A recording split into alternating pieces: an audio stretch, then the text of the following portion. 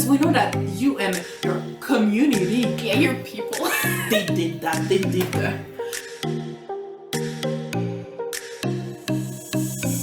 Hello everyone, welcome back to the Oreo Bookclub. I'm so happy to see you. Hi everyone. Alright, so as you already know, today we're going to talk about Noughts and Crosses.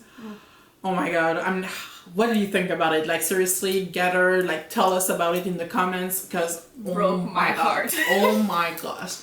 Okay, so basically this book, we read it when we were young. Yeah, we were like 13, 14. Yeah, 13, 14 definitely. And it broke out. People, I'll never forget her face. Imagine, okay, we're like in French class or something and she's just reading. She finishes and, okay, by the way, it's going to be full of spoilers. So if you don't want any spoilers, like, get out. Like, truly, and get out. Yeah, this is the book club. You're supposed to read the book before you come in, or know what about it. Exactly. So, he dies at the end, Callum. My boy. He died and she cried. And I'm talking about like, oh my god, she ugly cried. Like, when someone cries so much that the teacher kind of stops and he's kind of awkward. He's like, oh my god, why is she crying? Why is that 13-year-old crying? Oh my god, what do I do? The girls were just like, oh my god, she just got her heart broken by her boyfriend. I'm sure. I mean, kind of. I remember because, I read it before. I was watching her and I was like, same. Suffer. Get it. So we really loved that book when we were a kid, and now we're like, what? Do we still love it? I mean, it's been 10 years. More than that, it's twice. Well, it's very well 12 years. Yeah, 12 years, yeah. So we're just like, hey, do we still? And frankly, our response is goddamn yes. Oh my god. Oh my god. Like, oh my god. To a new level. Alright. Like, as a 13-year-old, I liked it there. Now I like it to here. Because we realized so much, and we're all going to talk about it. Of course. So, just to give a brief overview, basically we're following two people. So, Safi, who is a black rich girl, and Callum, who is a white poor guy. And basically, and the thing that makes the book, it's, we live in a world that is reversed segregation. Yeah, so the whites are the poor, the judge. They were slaves before, and the blacks are the one in power. And oh my god, it makes you realize so much shit. Yeah. Like, okay, and you were talking about it because it really struck it. Like, even 13-year-old her was like, oh my god. Like, I spent like a whole lunch at cafeteria just like, do you realize, guys, what that means? And they're like, yes, we get it. Mm-hmm. But in the book, at one point, one of the white girl gets hit and she's bleeding, so she goes to the infirmary and she's given like a brown, like dark brown band-aid. And Sophie's like, why do you have a brown bandage? Like, couldn't you have like a pale one? And she's like, oh no, they don't make them. And I was like, even for me, I was like, oh my god, probably they exist, but I've never seen a brown, blackish, bandage, like, ever. They all like white. Yeah, and it's never something I thought about it before. Like, I thought just, it is what it is, and that's it. So there's little things through that in the book that you just kind of like, it makes you realize like small racism, right?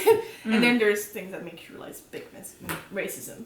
So basically, like I said, we follow those two characters and their relationship through time, through everything that's, how basically the society is influencing them. So they've been friends forever. Of course, they kind of fall in love. Yeah, they fall in love.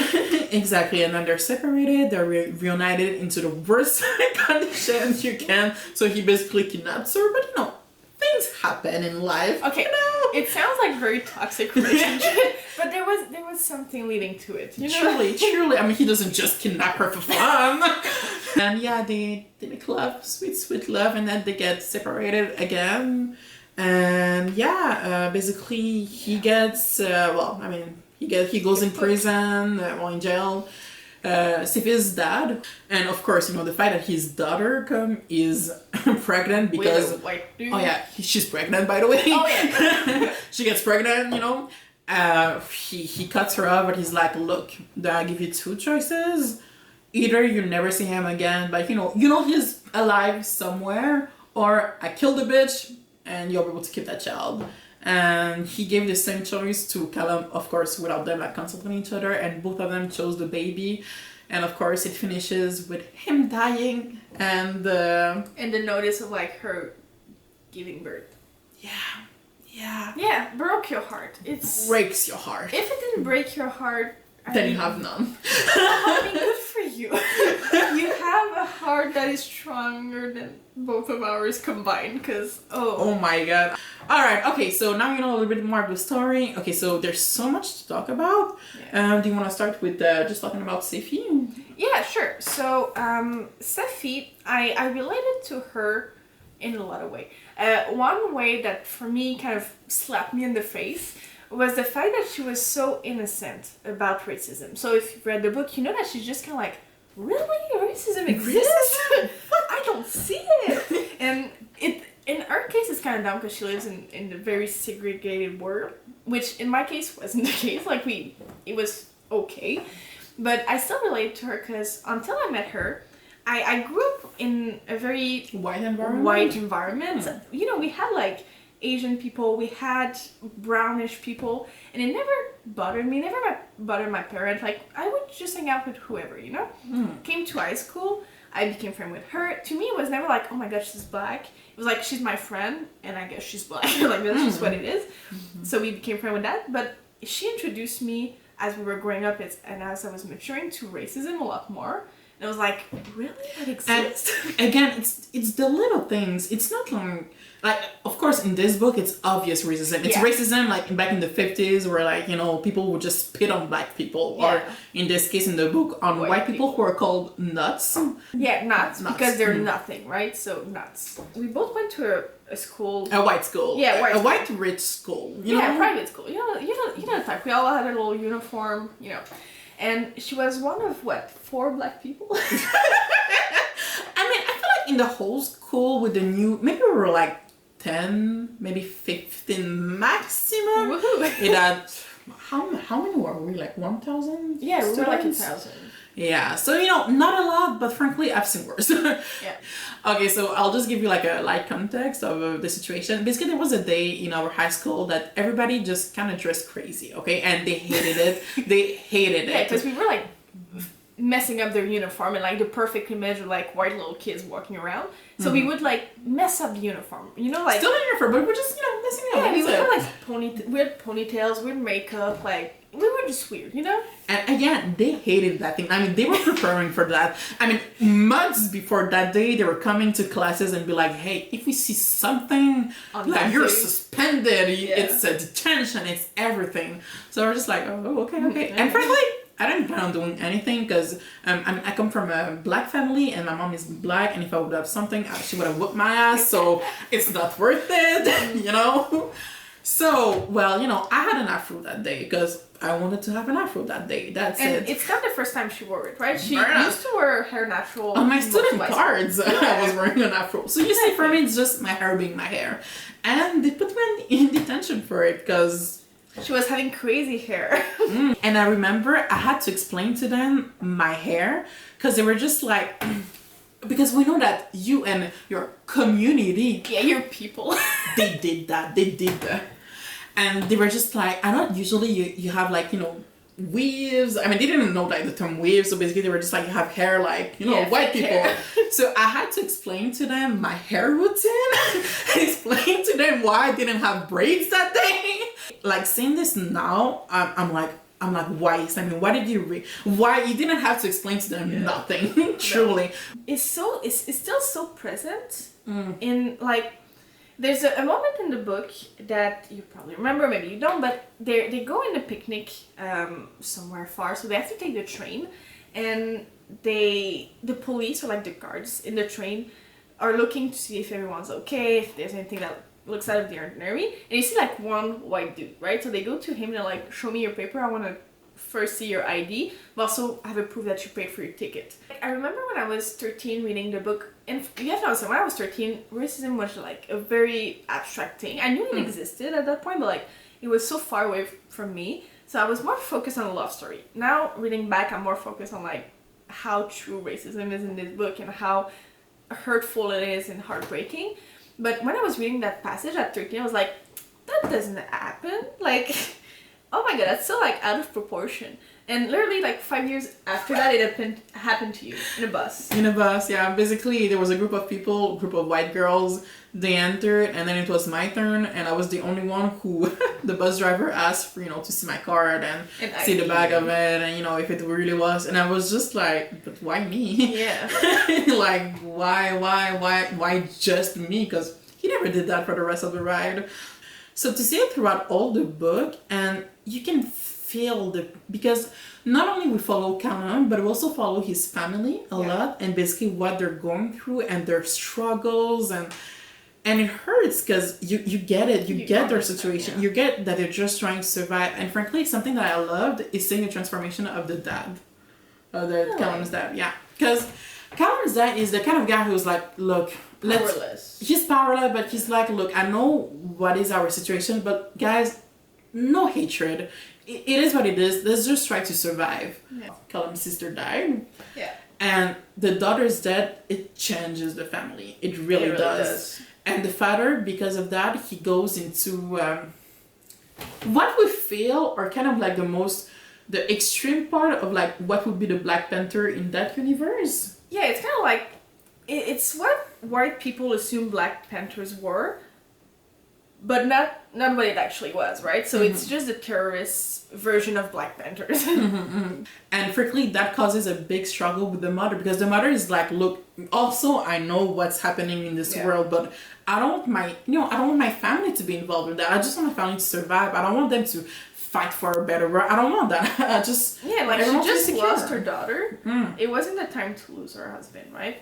But at the same time, you understand that like there's so many microaggression, but just aggression too, that at one point somebody gets fed up with it, right? There's radicalization that is caused by going through so much pain and resistance in life, and that's what they're facing. Him, the dad, and Jude, which is Callum's brother, you see them go through so much that you don't blame them for being in the militia, but you wish it didn't happen. Yeah. Because they're so special. So Jude, okay, so the two brothers, they're very different. And Jude needed a cause. I felt like he was lost in life. He had nothing, only hatred. So when he got into the militia, like that gave him a purpose. And we know he's one of the best one there, because he gave it his all. Truly, he had nothing to lose. Yeah. And people like Jude, because I feel like even in the world like today in America, like Canada, I feel like people like Jude would still wouldn't be satisfied right now. I feel like Jude would have, even now, I feel like he would have joined another group, another something. I feel like this kind of person needs a cause, because yes, I get it, frankly, he's full of hatred, but he's so much full of rage that I feel like somewhere. Exactly. Yeah. And it's not only rage that is caused by the big racial situation. It doesn't help. Yeah, no, and Jude had a lot to blame himself for in a way, because he indirectly caused his sister's death. So he confronted her. She was kind of living in this denial dream world where she was actually Black, and she was then better than them. And Jude was like, no, you're white. Like, look at me. Brought her to the mirror. It's like, look, we're the same color. And it was such an aggressive scene, too. It was so hard to read. It was hard. It really, was hard. That whole, 3 chapter about them broke my heart every time I read it. So she kind of broke out of her delusion, see that she's white, remember all the trauma that went back to her, and she decided to kill herself. She leaves a letter for Callum, but not for everybody else. So Jude put that on him. After that, his dad takes the blame for something that he did. So his dad gets executed. Well, almost executed himself also. Wow. Yeah. And so Jude has a lot of weight on his conscience. I mean, is it a surprise that he went to that terrorist way, kind of? I mean, no, it's really not a surprise. No, like we said, we understand why he went to it. It just hurts to see him go through it. Okay, this book, it's Hogwaka. It's only a world of people hurting. Yeah. And you think Siffi's living the best life? No, she's not. So Siffi, she comes from a rich family, but I'll just give you the picture. The dad, absent, basically, pretty much sure he has a mistress, politics, And the mom, she's like the rich alcoholic. I have Bored woman.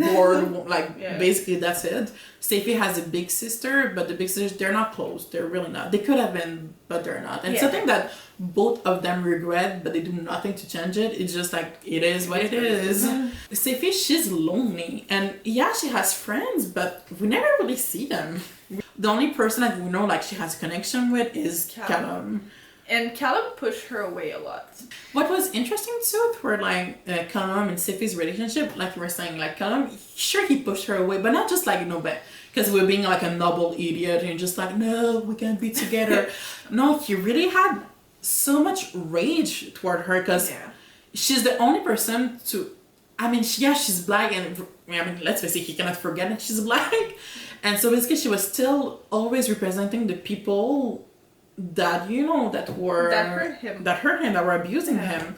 A lot of times in the book she has to remind him like, hey, it's me, I'm not them, it's Steffi, like your best friend Steffi, like, hey, no, don't see me as those other people. And he has to remind himself like, oh yes, like I'm mad at her, but I'm not mad at them, I'm not mad at her. Exact. And frankly, that broke my heart too. Yeah, because I felt that it was really realistic. It's really realistic. It's truly like there's so many, like you hear it all the time, right? Oh, black people, and it's like we have this tendency of putting everyone together, no matter if it's black, white, gay, whatever it is.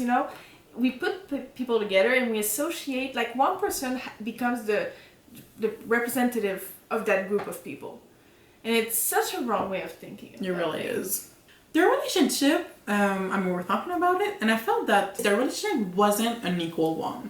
No. In the way that you would think that Steffi, in a way, would have the power, but I always felt that Callum had the power. So Steffi, her mother is an alcoholic. Her mother, she's trying to keep the marriage going on.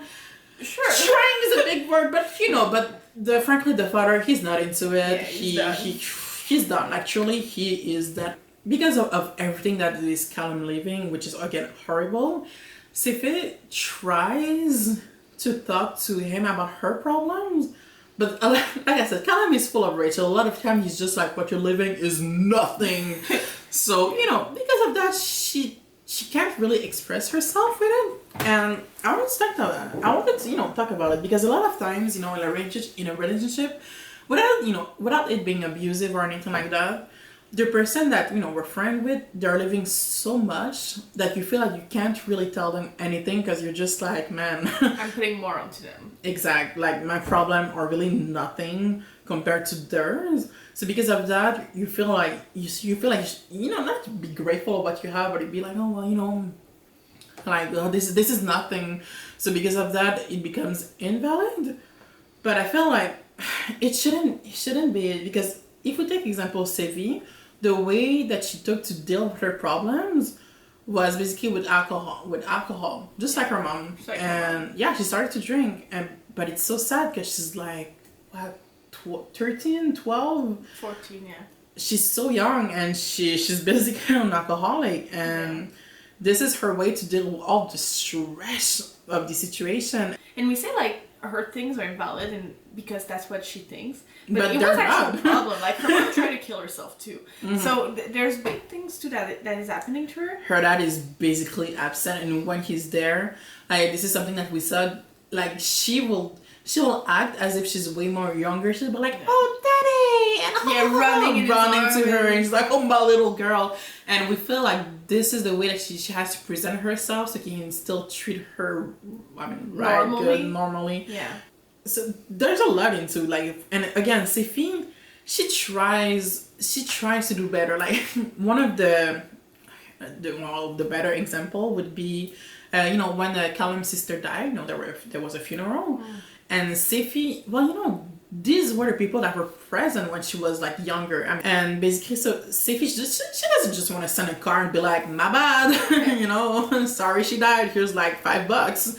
Yeah. So she's just like, look, I'll go there myself. I'll present my. Yeah, and she walks like for 2 hours just to get there. Like, the intention was really good, just to show her support.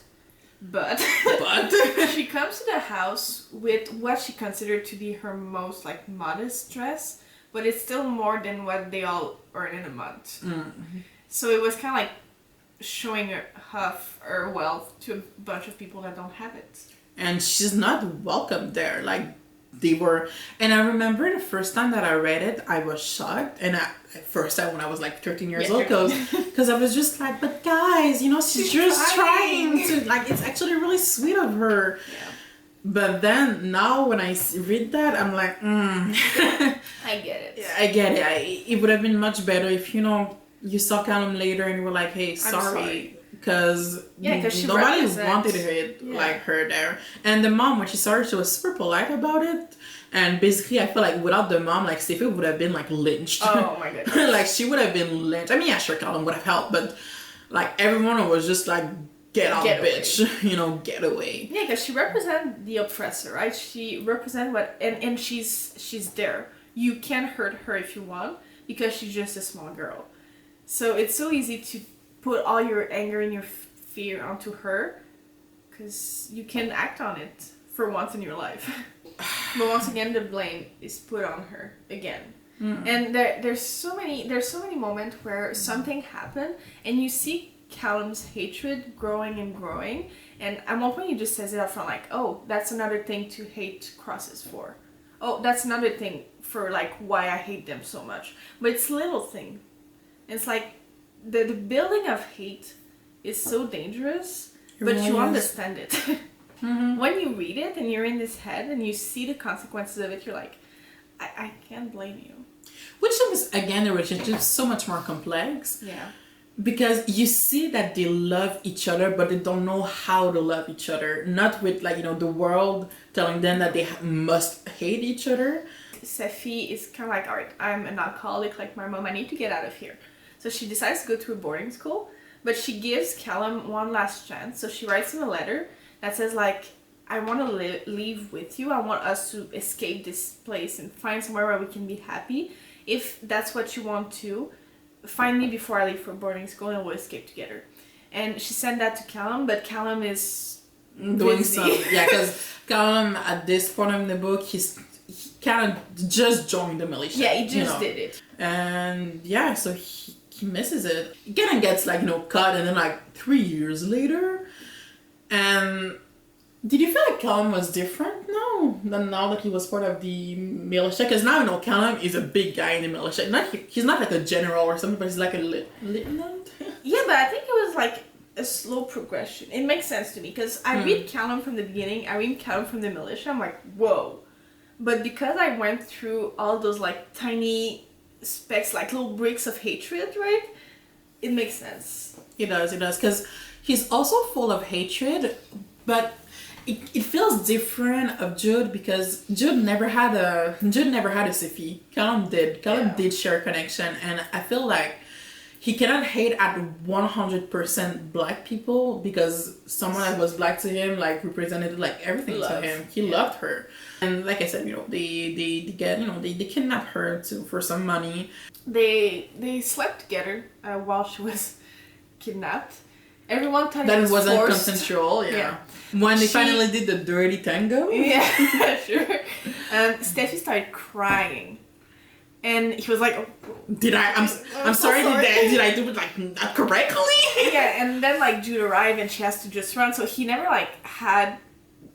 understood why she started crying. She explained later that it's because she finally realized that they could never be together because of the world that they live in, not because they didn't love each other. And that's why she started crying. But like for a while, Kyle was like, did I like do something bad? So it was sad to see.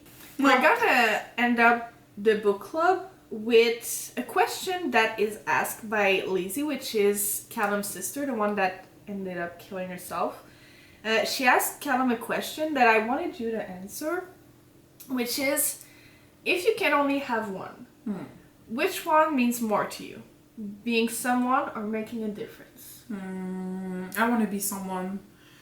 I want to have power, not to make a difference, because when you say to make a difference, for me, to make a difference for the world, it wouldn't be to make a difference for myself. Yeah. But I want to make a difference for myself. I don't care that much about the world. I mean, all right.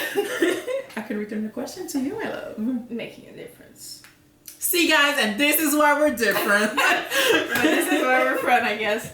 No, for real, like, I don't care about being someone. I could be in the dirt somewhere. Like, I could have a grave with no name. I think it doesn't matter who you are. You're always... Like, in 5 generations, nobody's gonna remember me, right?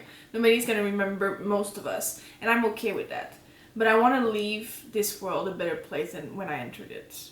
So what about you guys? I mean, think about it. What do you want to be? Do you want to be someone? Yes, you want to be. Or do you want to make a difference? Make the difference, guys. Alright, okay, so in 2 weeks we're going to read a book. We've read a lot of like reviews about it. Yeah. People were talking about it. They were just like, read it. So, okay. So basically it's called One to Watch. We're following a plus size woman who will be the star of a love reality shows. And basically it kind of talks about like how being like plus size is in like today's society. And try to find love. Yeah. Read it too, so that we can talk about it in 2 weeks. Thank you again for watching. So, Thank you. like, subscribe. I don't know why I keep pointing sincerely. You don't put it in the right place, I'm sure. And again, thank you for watching. Thank you for watching, and we'll see you in 2 weeks for One to Watch. Bye.